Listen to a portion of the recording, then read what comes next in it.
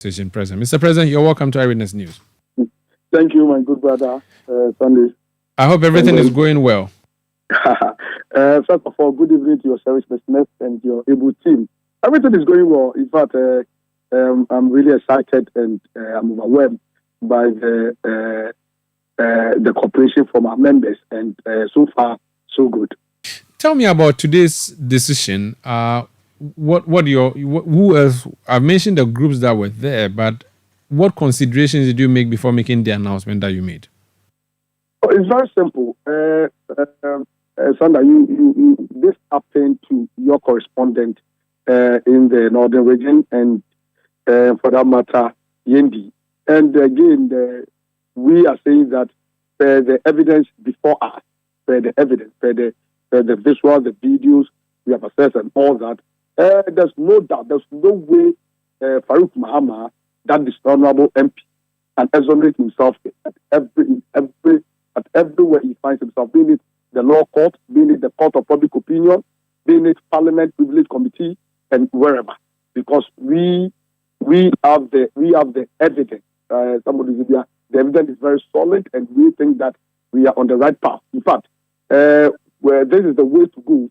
We want to send a signal, caution that look, we are not going to relax on our call now members to blacklist politicians, individuals, or groups who write against journalists or who will be an impediment to press freedom and media independence. So this is really, we did it to our consent, as you know, because we felt that look, even with our consent, she didn't assault or attack a journalist, but attacks around a ditch. And this is a case whereby we have a member of parliament personally attacking and assaulting a journalist and then empowering his staff or supporters to pounce on him and beat him to pulp. We will not entertain such act, and we still stand by our position. We made our resolution and demands regarding the attack on your colleagues. Very simple. We made few demands. I don't think this is something to worry about. This is not many. First, our major demand was that all media houses must blacklist and offer Farouk Aliu Mahama no media coverage, and also an interview as an MP for Yendi and any other state position he owes until further notice, because we want our colleagues and our members to know that apart from him being insensitive, the work of journalists as demonstrated during the parliamentary primaries, we are also saying that there are vigilantes around him who may harm our members if they go near or close to him. So we should just stay away from him than attack. And this is our third call. We didn't end there.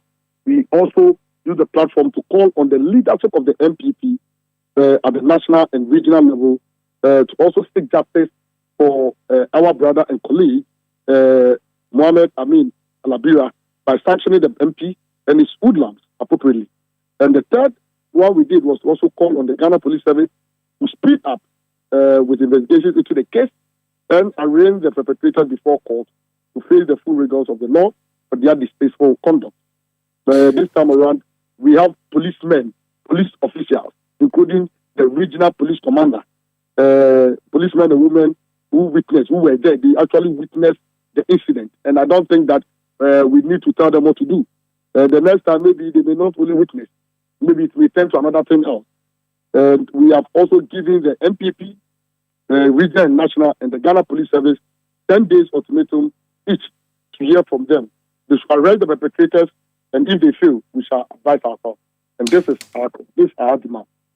I see. Now, let's talk about what you have done. It is welcome news. We are grateful and honored that you're inviting journalists to do this. But how binding would it be, though? So that, are you sure that journalists across the country will respect this? Because this will be the second time you are doing this in the past few weeks. Is this something that and even in the case of Honorable Hakumsin, she's threatening to sue the GJA. How binding would this be in your recollection? Okay, so let me clarify. Let me first of all give you an update in the case of our Kumsin. And since you have mentioned it, as we speak, we had a call from our Kumsin yesterday, and then in fact she is calling for a truce. Our Kumsin has now shown interest in the case and is ready to avail herself to assist the GJA, the police, and any other institution or body to bring the perpetrators to book. She has promised to cooperate with us, and in the few days or in the coming days, she and the team will pay us a call, and we'll have a roundtable discussion meeting on the way forward and how to bring the perpetrators to book. So, like I told you, this issue, we are unintimidated by this threat of court and all that. My brother, we are within our constitutional mandate, and no one can deter or no one can intimidate us with this court issue. In fact, the court is there for everyone. It is everyone's constitutional right to run to court if you think that your right is not being served right. But let me indicate that there has been overwhelming cooperation from members. In fact, initially on the our directive or call, we had few people violating the call, and for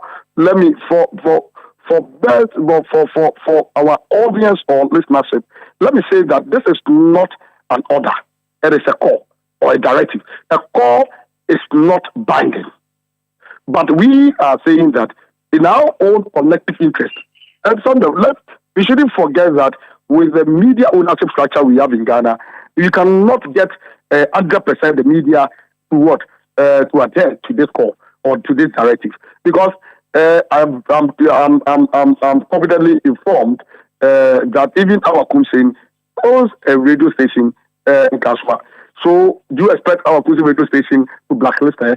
So per the media structure, with our politicians who are behind with most of these stations, and if you are blacklisting a politician, you don't expect that a station or maybe stations that have interest or stations who benefit from him or her, will also do so.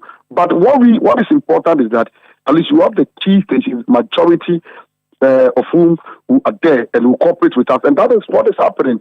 And I believe that for other person to even reach out, it means that yes, she's really the impact has been felt. We wanted a bike, and we wanted something. I wanted to feel it, to know that they need the media, they need the press more than the press or the media need them. Yeah. So they shouldn't think that we are their servant, or maybe we are their beck and call, and that we need them more. No, that is not the case.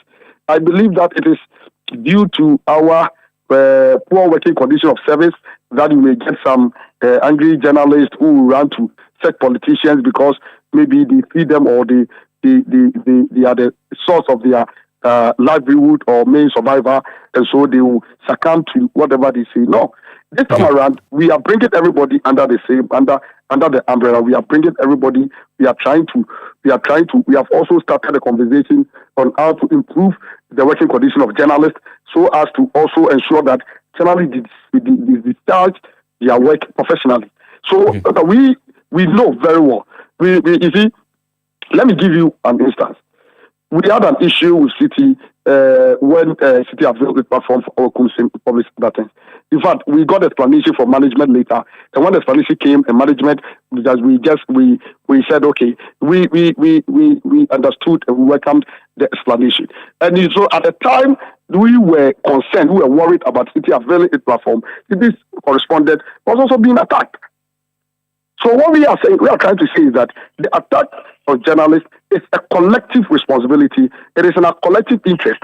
And for that matter, let's all welcome it. Let's all come together and make sure that we salvage. We are in the second month. Just the first month of the new year, we have recorded 2 attacks.